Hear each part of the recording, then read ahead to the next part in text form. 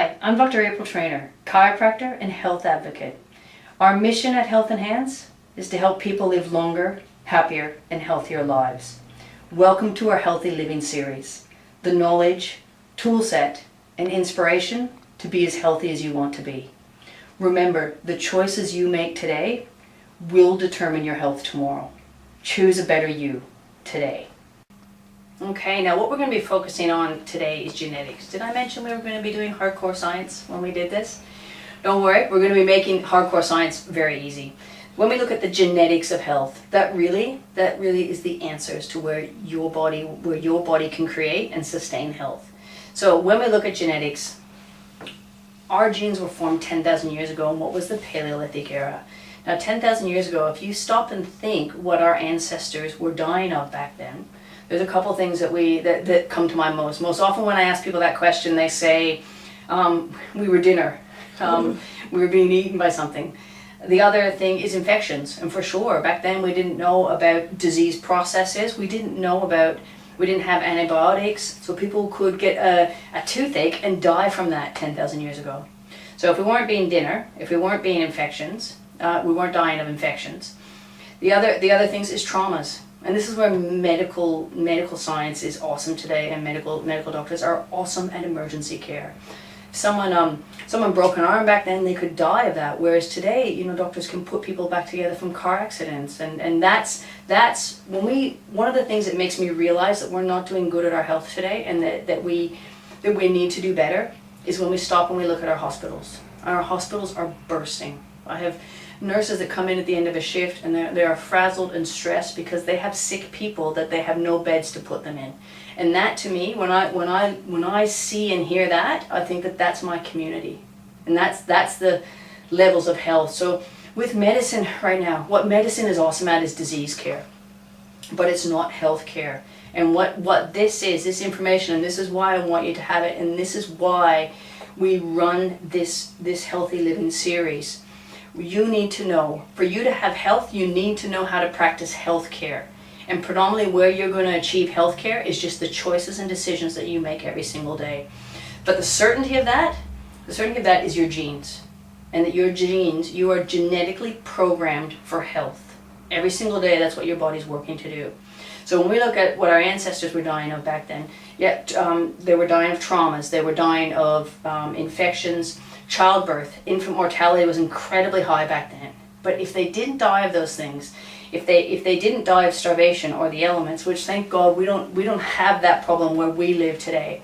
If we didn't die of those things, what do you think they died of? It was old age. They died as healthy, mentally competent, contributing members and respected members of their tribe. And as human beings, that's what we're supposed to die of. So it might sound a bit morbid, but my goal is I want to die of old age. And when we look at what our genetic potential is for our life expression, our genetic potential is human beings are meant to live to 120 years of age. So when we look at how we are doing today, our ancestors, when they were dying of 80 or 90 years old back then, they were much healthier than our 80 or 90-year-olds are today, if we get that far along. And the reason we get that far along is not through health care, it's through disease care. We're just keeping people alive. So my goal is that I'm going to be a great grandmother running down the beach with my great grandkids, and that when I go to sleep and don't wake up, I will have had spent a great day being active and loving my family and living my life. That's my genetic potential. But for my body to express my genetic potential, we need to make sure certain things are happening for that, which is why we're failing, which is why our body's failing at health. Your body knows how to make you healthy. It's not being prompted to express health today. So if we look at what we're dying of today, what our hospitals are filled up, the four major killers in Australia right now. Right now, cancer has taken over. Cancer is now number one in Australia. Our ancestors 10,000 years ago weren't dying of cancer. The second is cardiovascular disease. The third is diabetes. And the fourth leading cause of death in Australia right now is medicine. And why do we take medicine? Mostly we take medicine because either we have cancer, cardiovascular disease, or diabetes. Now, where I get very motivated, because when I think of those things, and I think of those statistics, and that's what people are dying of today, and how many of us die from traumas or infections or not having enough food, or from birth. Imagine if we could eliminate all the things that people are dying of, all those major illnesses, cancer, cardiovascular disease, diabetes. Our hospitals would be empty. And what would be in our hospitals is what should be in hospitals. It would be traumas, it would be infections, it would be disease, crisis care. So when we look at the difference between then and now, and imagine as well, when we talk about the fourth leading cause of death being medicine, if we weren't dying of cardiovascular disease, diabetes, or cancer, we wouldn't need the medication that we're having. Pharmaceutical companies right now are one of $3 trillion industries on the planet. And I think the world would be a very different place if pharmaceutical companies were not for profit. And I think we would have a lot more health care rather than disease care. But we're not going to change that. But what we can change is the choices and decisions that we make every day and that you and your family make every day. So if we look at the difference, why did our ancestors not die of cancer, cardiovascular disease, and diabetes? And you know, there's a lot of answers that I get when I ask that question at seminars, but there's all those answers that can lead back to one single word, and what that word is lifestyle.